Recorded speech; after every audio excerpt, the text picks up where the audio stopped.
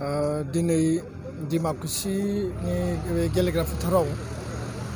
थांनाय 27 जानुवारि 2020 आव जालांनाय थार्ड बड' पिस एकर्ड बे एकर्डखौ लानानै भेरगाव महकुमानि सिङाव थानाय रायजो राजा आरो लोगोसेनो दुलाराय बर' फरायसा आफाद उदालगुरि जिल्लाया जथायै गुबुन गुबुन आफादखौ लानानै सिगनेटरिस जायफोर दङ प्रमद बर', गबिन्द बसुमतारी आरो गासैबो दैदेनगिरि बिथांमोनखौ बरायदों आरो बे बरायनाय हाबाफारिनि गेजेरजों सिगनेटरिस बिथांमोना आरो दुलाराय बर' फरायसा आफादनि फ्राय जोङो बे थार्ड बड' पिस एकर्ड बा बिटिआर एकर्डआव मोननो हानाय जायफोर दफा आरो बे एकर्डनि गेजेरजों बर'फोरनि हप्स एन्ड एसपिरेशना फैबाय थानाय समाव जों बेसेबां लेभेलसिम जोङो फुलफिल खालामनो हागोन जिहेतु बे मोनसे हिस्ट'रिक एकर्ड आरो बे एकर्डआव बर'फोरनि बिटिआर रिजन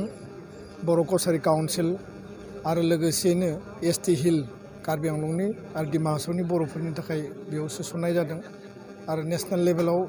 बा गुबुन गुबुन स्टेटआव थानाय बर'फोरनि कालचार लेंगुवेज आरो आइडेन्टिटिखौ रैखा खालामनो थाखाय बड'फा जि सेन्टार अफ एक्सेलेन्स बेखौ गायसननायनि थाखाय बेयाव लिरनाय दङ आरो जायफोर दफाफोरखौ लानानै बर' हारिया फैबाय थानाय 100 इयार्सआव बा गोलाव समसिम रायजो जालांनो हानाय गासैबो बिथिंनि जिफोर बेयाव क्लजेसफोर जों मोननो हादों बे क्लजनि गेजेरजों बर' हारिनि आबुं जौगानायनि थाखाय बर' हारिनि सान्थि प्रतिष्ठा बा गोजोन थासारि गायसननायनि थाखाय जोङो माबायदि हाबा मावलांगोन बे गासैबो बाथ्राखौ फोरमायनाय जादों आरो स्पेसियेलि सिगनेटरिस अर्गेनाइजेसन एबसु एनडि बिनि मोनब्रै आफाद आरो एबसुनि दैदेनगिरि प्रमद बर' जाय सिगनेसार होदोंमोन आरो लोगोसेनो गबिन्द बसुमतारी डिआर नाब्ला धीरेन बर' आरो बिसावरायग्रा बिथांमोनखौ सेलुट होनानै रायजोफोरा मान होदों आरो दिनै बे बरायनाय हाबाफारि दा बेनि गेजेरजों दुलाराय बर' फरायसा आफादनिफ्राय जि मोनसे नेसनेल जि कमिटमेन्ट भारत सरकार बा आसाम सरकारा एस्टाब्लिश खालामबाय आरो लोगोसे दुलाराय बर' फरायसा आफादनिबो मोनसे नेसनेल रेसपन्सिबिलिटि बर' जातिनि फारसे जे गोलाव समनि अस्ट्रनि आन्दलन आरो गणतान्त्रिक जि आन्दलन दुलाराय बर' फरायसा आफादा रेल लामा राजा लामायाव खालामबाय हांगार स्ट्राइक खालामबाय आरो बिनि उनाव टेबोलाव जिरायनायनि उनाव गासैबो जुक्तिखौ होनायनि उनाव आल्टिमेटलि जोङो मोनसे मोजां एग्रिमेन्टआव बा एकर्डआव जोङो फैनो हादों दा बेखायनो दुलाराय बर' फरायसा आफादा बे एकर्डखौ आरो बे एकर्डनि मोनफ्रोमबो दफाखौ मावफुंनांगौनि थाखाय नेसनेल रेसपन्सिबिलिटि जोंहा दङ आरो बे रेसपन्सिबिलिटिखौ लानानै जों सल्जार खालामगोन गोबां दुखु खस्थ'नि बिनिमयआव गोबां त्यागनि बिनिमयआव 5,000 जायफोर सहिद बिथांमोननि बिनिमयआव रायजो राजानि गोलोमदै रायजो राजानि थाखा फैसा माइरं दै खांनानै आन्दलन खालामनायनि बिनिमयआव सान्दुं अखा हाग्रायाव थानानै भारत भुटान आरो म्यानमार बांलादेशआव थानानै जोंनि जोहोलाव जायफोर एनडिएफबिनि केडार दैदेनगिरि बिथांमोना जुजिबाय बे गासैखौबो लानानै जाहाथे जोङो फैबाय थानाय समाव जि मोजां फिथाइ मोनबाय बे फिथाइखौ रायजो राजानो मोजाङै मावफुंना होनो हाथों आरो बेनो जोंनि गुबै बिबान आरो बे एकर्डखौ आखरे आखरे इमप्लिमेन्टेसन खालामनांगौनि थाखाय भारत सरकार आरो आसाम सरकारखौ गोख्रैनो दुलाराय बर' फरायसा आफादा लोगो हमनानै जों नारसिनगोन आरो बे कन्टिनिउआस जोंनि जि प्रेसार बे प्रेसारा जोंहा थागोन दा बेखायनो रायजो राजानि जि लुबैनाय रायजो राजानि जि हास्थायनाय बे हास्थायनाया बर' हारिया माने आगानसे आगाननै आगानथाम फार्स्ट सेकेन्ड आरो थार्ड जि जोङो आवगायबोबाय बे आवगायनायनि गेजेरजों आल्टिमेट जोंनि जि गल आल्टिमेट जोंनि जि एजेन्डा बे एजेन्डायाव जोङो थारैनो जों सहैगोन आरो बेखौ जोङो फोथायनाय लाखिदों आरो इसोराबो बिनि सायाव जोंखौ माने जोंनो जोंनि आर'जखौ जाहाथे इसोराबो खोनासङो जों बेखौनो मिजिंथियो दुलाराय बर' फरायसा आफादा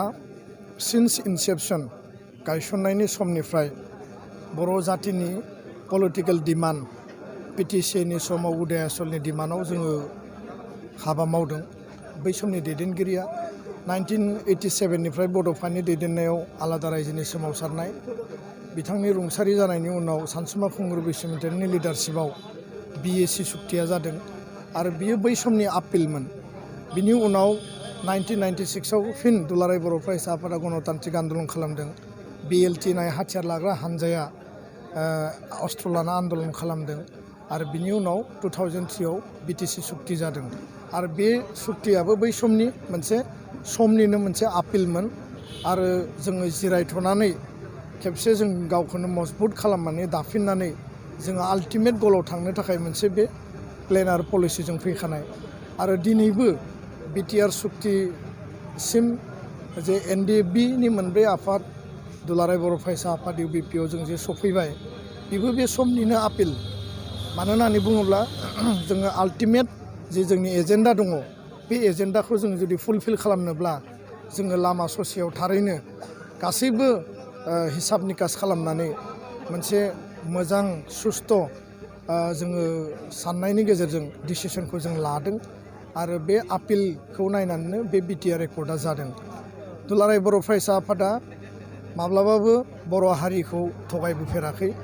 दुलाराय बर' फरायसा आफादा बर' हारिनो नांनाय मोनफ्रोमबो बिथिङाव मोनफ्रोमबो जेंनायाव गसंथादों, रैखाथि होदों आरो दुलाराय बर' फरायसा आफादाव जाय बिबानगिरिफ्रा आफादगिरि गाहाय नेहाथारिनि बिबानखौ लानानै हाबा मावलांबाय बिथांमोननि बर' हारिनि सायाव जि अननाय, बर' हारिनि जि जातीयताबादि साननाय, बर' हारिनि खैफोदनि समाव आंखालनि समाव बिथांमोना गाबथानानै बर' हारिनि आइडेन्टिटिखौ रैखाथि होबोनाय बे गासैबो जोङो जुदि बिजिरनानै नायो बेयाव दुलाराय बर' फरायसा आफादा थगायनाय, दुलाराय बर' फरायसा आफादा बबेबा खैफोदनि समाव खारखोमानानै थानाय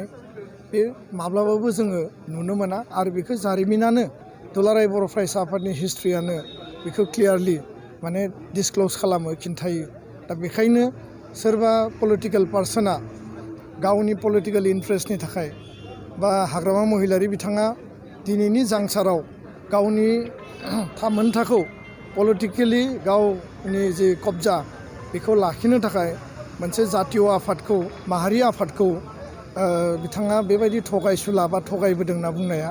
बे जोबोद लाजिथाव, मुगैथाव आरो जों बेखौ सोंखारियो। दिनै जों आसामाव नुदों जे आसामाव जायफोर सरकार खुंबोदों दिनै आसामनि जाय थुनलाइ आफाद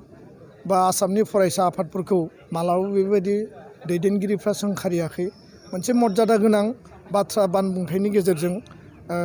बाथ्राफोरखौ दान्थे बिदान्थे खालामलायो। दा बेखायनो फैबाय थानाय समाव दुलाराय बर' फरायसा आफादनि मुंखौ लानानै जाहाथे रावबो पलिटिसियाना, रावबो राजखान्थि दैदेनगिरिफ्रा जोंखौ हारिनि खाथियाव मेलाइन खालामनानै जोंनि मुंखौ जाहाथे बिसोरो मुं सुनो थाखाय आवगायबोआ